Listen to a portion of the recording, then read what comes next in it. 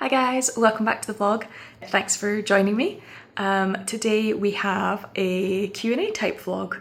Haven't done one of these in a bit and certainly haven't done one of these since the Olympics. So yeah, let's jump straight in. We've got a reasonably deep one straight off the bat to start off with. What is one thing every day that improves you? I've been working a lot recently on trying to build kind of like good routines and good habits, and a lot of that is like discipline, and I've kind of been thinking that in the process of developing these habits and stuff, I'm practicing discipline. So like, you know, when I can't be bothered, I've got so many at the moment, but like if I can't be bothered doing the dishwasher before I go to bed at night, I've been then telling myself like, use your discipline, do your dishwasher, like it doesn't take that long. I don't know if you've heard of the like swallowing your frog thing, but basically I've been like, just do it anyway, just do it, I guess. And I guess by practicing this discipline and things, I feel like I'm also training for shooting. I'm kind of like, every time I show up and every time I do that for myself, I'm then showing myself that I can do hard things. And I realise that doing your dishwasher isn't the hard thing, but I guess like being disciplined and doing it every time and doing it like it's just a practice. And there are some things that I find harder, but I'm like, just do it anyway. And then it's that like showing myself that I can do hard things, and showing myself that I am disciplined. And yeah, I guess that's probably my one thing that improves me every day, is the doing the things even when you don't want to. Another question, how do you know what to improve on? I don't really know. I guess like in a sports context, how do you know what to improve on should be reasonably obvious to you. If you're a beginner, then anything. Like if you're new to something, then improving on every single aspect is a good thing. Not all at once, don't get me wrong, but yeah, you can like pick anything to improve on and you'll improve. I guess when you get like a bit better and when you get sort of up to the higher end of like performing, you'll kind of know what you need to improve on because it'll be the thing that lets you down all the time. I guess like for shooting, for example, your scat numbers, if you train with a scat, that'll tell you what you need to improve on, but you'll usually know.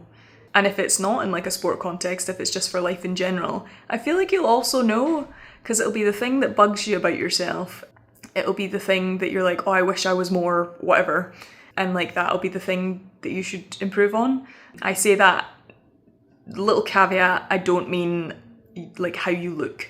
I guess if you're thinking like, oh, I wish I was skinnier, I wish I was bigger, I wish I was this, I wish I was that. Although to be fair, you can also improve on those things.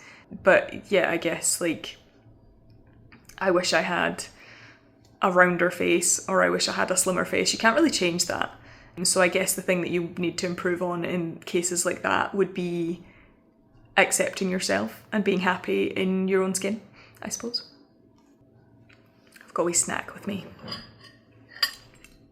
I made a little snack of apples with some cinnamon and some maple syrup. Very good. Tastes like apple pie without the pie bit. When are you and G headed to Orkney for an adventure? We might at some point in life go to Orkney, but G's got family over on Mull. I love them to pieces, so if we're going to go on an island adventure, it'll usually be to Mull instead of Orkney. So probably not anytime soon, but I don't know, maybe in life. What happened to your blue hair? Do you miss it and will you bring it back? Well, I mean, obviously, as you can see, my hair is now almost black. I didn't intend to dye it black, okay? I said to myself that black was going to be too dark, and because I'm very pasty, obviously, that it just wasn't going to suit me. But in the process of trying to get rid of my blue hair, I initially like colour stripped it, which didn't really do anything, and then I tried to dye orange to cancel out the blue with the colour theory thing, which it kind of muted it a bit, but it didn't really do a huge amount. And then I put dark brown hair dye over the top, but it just went like jet black. It did cover the blue. You can, in the sunlight, still see some like bluey tones in there. And like my roots are growing through. I don't think you can see it on the camera, but my roots are growing through. So up to about here, my hair's sort of my natural colour, and then it kind of fades into this black colour. Why did I get rid of the blue? It's a lot of maintenance. Bleaching my hair every so often. It's not particularly good for my hair. It costs a lot of money in a lot of ways, especially the extensions cost quite a lot to manage and upkeep and stuff. So it was really just about like taking time back for myself so that I could work on things that I really wanted to, instead of sitting in a hair salon every so often for half a day or longer to have my hair done, or to do it myself and to continually be dyeing my clothes blue. Like, if I still had blue hair, not on a month of Sundays would I have bought a jumper this colour, because the hood would be like blue instantly. It just kind of rubs off. And like pillowcases, yeah, I dye everything blue that I'm around. If I sit against the wall, then I end up with a sort of pale blue smudge on the wall. And yeah, I just like, it's a lot of upkeep and a lot of damage to clothing and things like that I was a bit fed up of. And I took the extensions out just to try and give my hair a bit of a break. As you can see, my hair is quite thin by itself, but I'm working on that. I'm doing some like hair oiling and some scalp treatments and stuff to try and have a bit like more healthy hair. And yeah, I actually kind of like the black colour. When it came out, I was a bit kind of like, oh my god, it's gone way too dark. But I like it. I quite like it. It's grown on me, and I think actually my natural hair is a lot darker than I remembered it being. So yeah, I'm quite happy with it. Will I bring the blue back? Probably not with dye, I think. If I do, it'll probably be like a ponytail extension or something, and like have the extensions blue or something, rather than like dyeing my own hair. So if I do bring it back, it'll be like an ombre, so it'll be like my natural hair into blue. But yeah, I don't think I'm going to dye my own hair blue again. And I do miss it a bit. Like I keep seeing pictures of myself with blue hair, and I do miss it. I think it looked cool. But yeah, I think, you know, some things are just meant to be. Okay, hopefully that doesn't fall down again. Will you be in Croatia for the European Championships? No, I will not. There's a few other questions that this might answer, but I'm not shooting at the moment. I've not shot since the Olympics. I won't be shooting again probably until end of August, mid to end of August or something. I'm definitely not competing, and I haven't started training yet, so no, I will not be at the European Championships. Somebody was asking what my record was when I became a member of the national team. I think that means what was my score when I became a member of the national team. I became a member of the national team back in 2014. So it's a bit confusing because our national team split into different tiers. We had something called the Academy. It's all changed this year, so this was like before. I actually haven't bothered to look at what the new tier system is, but it used to be that we'd have the Academy, and then we'd have Podium Potential, and then we'd have Podium. So you join the national team when you join Academy, and then you're on the national team at various levels through that. So I joined in 2014. I was selected onto this, and it was new at the time, this Academy. So it was still 40 shots back then, so it was a score out of 400. I think I'd maybe shot 415, 416. I didn't shoot over 418 or 19 until they changed it to 60 shots, which I think was 2018.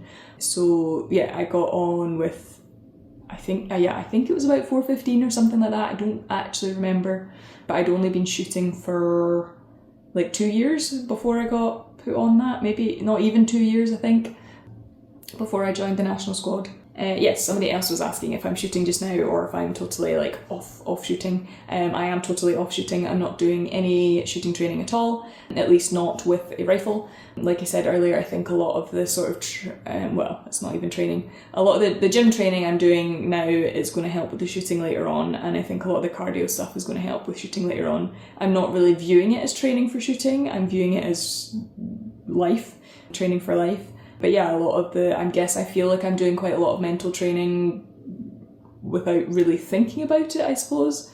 But yes, no actual shooting training, and I probably won't until mid to late August. The question I figured was coming: are you going to carry on shooting? Probably. I haven't like fully decided yet, but I suspect yes. I think I'm going to go back to training in August. I've said it like a bazillion times, sorry. I think I will go back to training in August. I'm quite keen to try for World Champs in November, but that's not a very long period of time to get back, so I don't know if I'll be able to be selected or not. But yes, I'm thinking I need another crack at another Olympics. COVID for the first one, and then my rifle being dropped for the second one. I feel like I've been a bit hard done by, and I need another shot at it. So yes, I think I will be doing another one. But yes, I definitely need the rest first, and the break, and the time to just like be able to use my brain power for something else.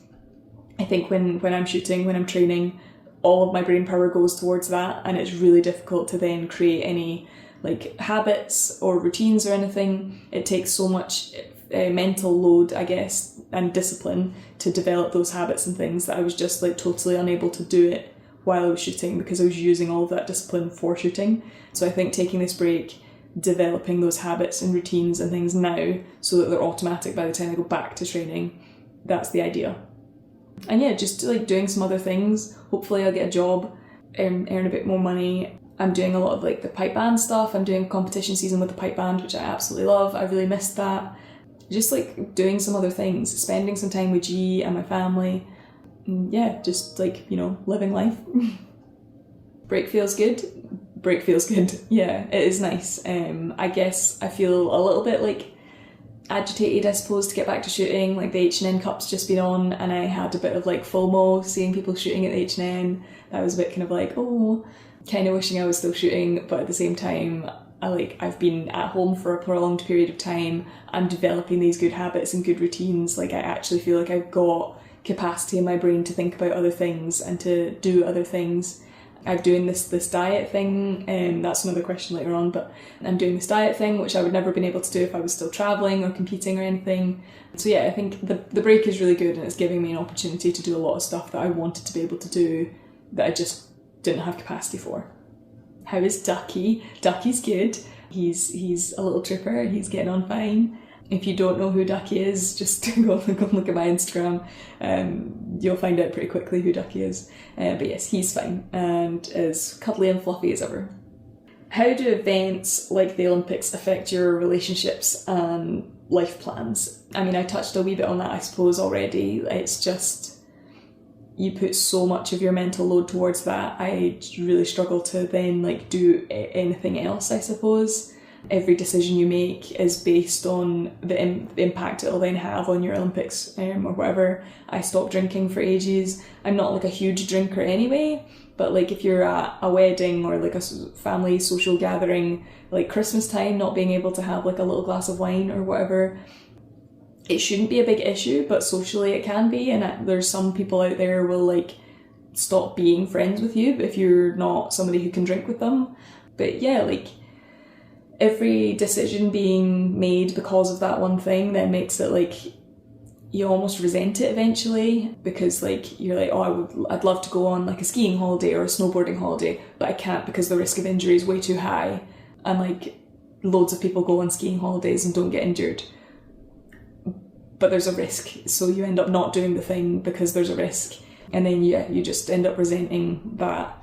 In terms of like relationships, I guess, like G's great, he's so supportive. He was super supportive of me like all of last year when I was trying to do like the Olympics and everything. But it puts a strain on him because then he has to take on more of the load like at home and things like that. And then I'm tired all the time. Every decision I make is based on the Olympics, which means a lot of his decisions are then based on the Olympics, which he's not involved in. So, you know, it does have knock-on effects. For my dad, for example, like a lot of his life revolves around it too, because he's my coach, which then makes my mum's life revolve around it. So yeah, it definitely like has effects and things, but it's one of those things you kind of have to weigh up the pros and the cons. And I think that's why I spent a lot of time thinking I wanted to retire, because I felt like the cons were suddenly starting to outweigh the pros. And I think that's why I'm taking this year off, is to try and rebalance that so that I can then go back to sport, and for sport to not be my entire life, but for me to be able to have balance and have other things on. Do you practice sports every day?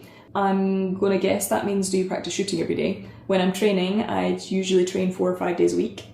It's really important to have rest days, especially for like mental load.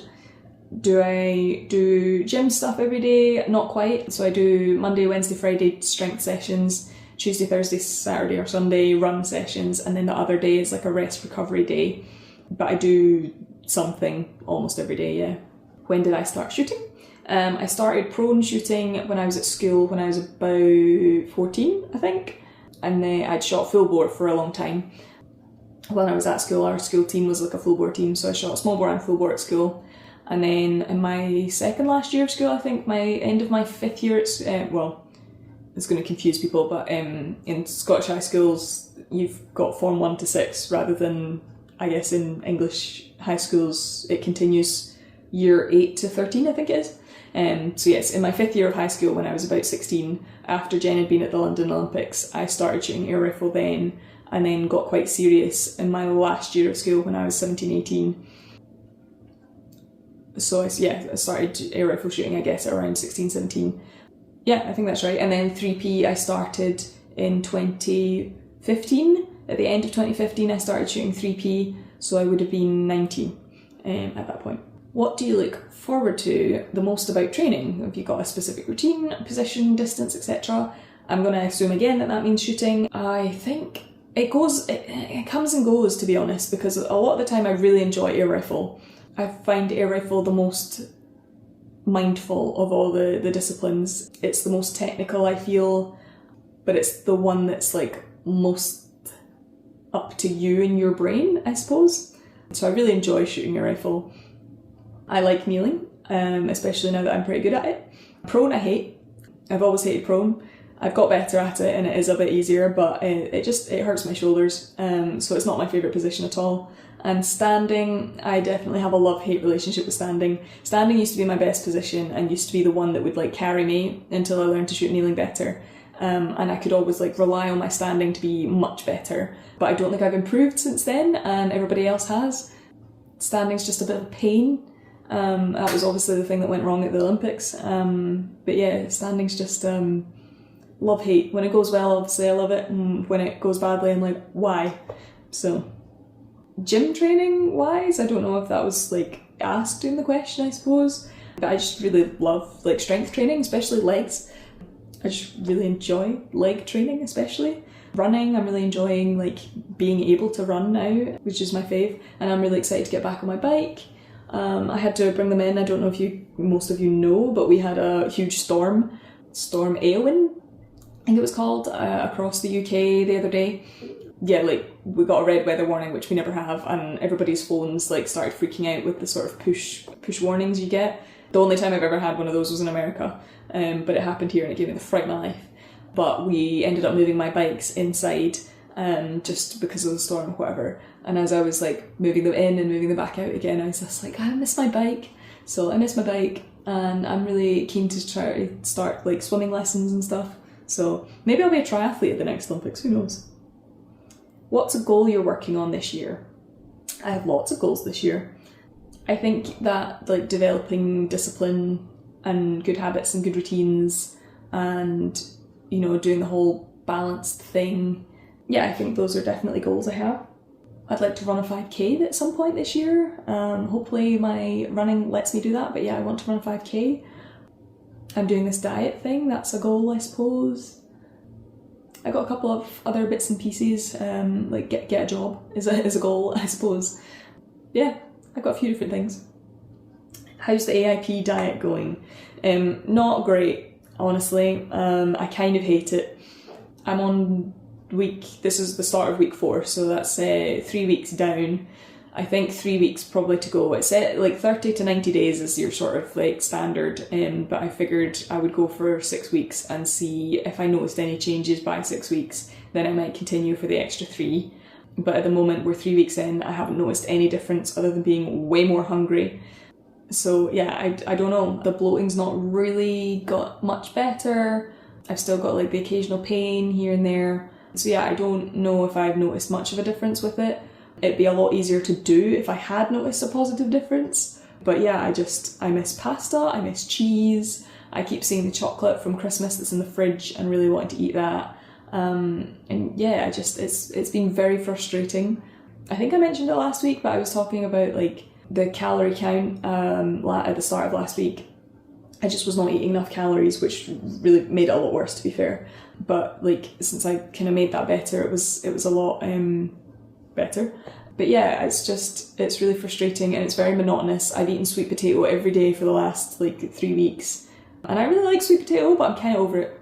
So it's not going the best, I suppose. How are you finding your new balance not burnout lifestyle? Pretty good, to be honest. I was pretty tired last week. I ended up taking 3 days off of like gym, which I didn't mean to do, but at the same time I probably needed to do, because I was just like shattered and my hip was starting to get sore. And in some ways I probably should have done a wee bit more work, but I ended up doing a wee bit more sort of recovery, rehabby type stuff with the hip, rather than like continuing to hammer on the strength and things. So yeah, I think it's going pretty well. I'm learning to be, like, self-awareness is something I always talk to people about. Like, I think self-awareness is one of the most important skills that we can learn as people.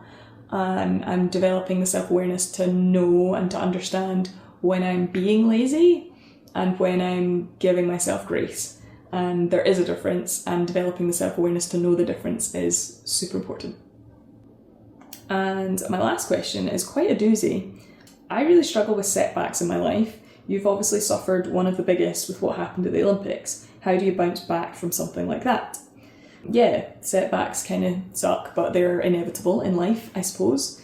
Progression curves do not look like this, they look like this. And it's very easy to see from the inside, if you're on one of these bits in the progression curve, this is going to suck. But you kind of have to learn to zoom out to see that this is about to do that. And as long as your kind of trajectory is trending this way, I mean, it doesn't even have to be that steep. Some people will do this and some people will do that. And yeah, as long as your trajectory is trending in the right direction, it's okay. Like I say, setbacks are to be expected. The Olympics was pretty hard to swallow, I suppose. Especially like the air rifle breaking was obviously not ideal, but I just didn't feel like I had it in me anyway, and I've been working a lot with the psych to kind of work through that and figure out how we're going to fix that for next time, because obviously I'm technically capable. I'm a very good shooter. I'm just not very good performer at that like absolute highest level, and I need to figure out how to do that if I'm going to try again. But yeah, I guess how do you bounce back from something like that is having other things, I suppose. Your be-all and end-all is not sport or work or, I don't know, whatever it is.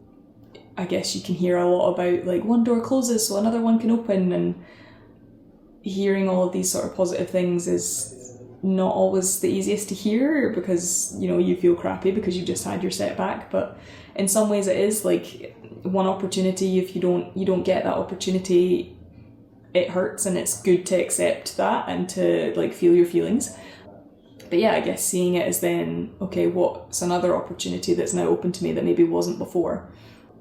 Like that stuff happening at the games, I suppose, like my rifle breaking and then my standing not going so well in the 3P, it sucks, and I didn't make either of the finals, and I'll obviously have to live with that for the rest of my life. But it's given me the opportunity to really hammer home to my team that I didn't feel comfortable with my standing, my air rifle or my standing, and we didn't really address it because I was winning throughout the year. Like, I won 3 of 4 World Cups in the 3P and I was 4th in the other one, and we just kind of accepted that like I was doing great, so that was that. But we kind of talked about it, and actually most of the year we've talked about, like, I've been hammering on like, I don't think my standing's good enough, my standing's not good enough, like just like complaining, I guess, about my standing. But because I've been winning, we didn't really do anything about it. And I guess that's the opportunity from there, is that it didn't go well under that pressure, so we need to do something. Just because I'm winning doesn't mean I'm as good as I can be. And I think that's the problem, is like, I'm not competing, I'm not out there to try and win the medals. I'm like, that's nice, but actually why I do this is because I want to perform to the best of my ability, to the level that gets me a medal, I suppose. And I've not been performing to the best of my abilities in my own head, and I think that's the opportunity that setback has given me, is to try and really like articulate that in my own head, but then to be able to articulate that to a team and for them to like really understand what I was trying to say. So yeah, I guess there's like lots of hidden opportunities in that setback, I suppose. So it's a little bit around looking for where the opportunity then comes.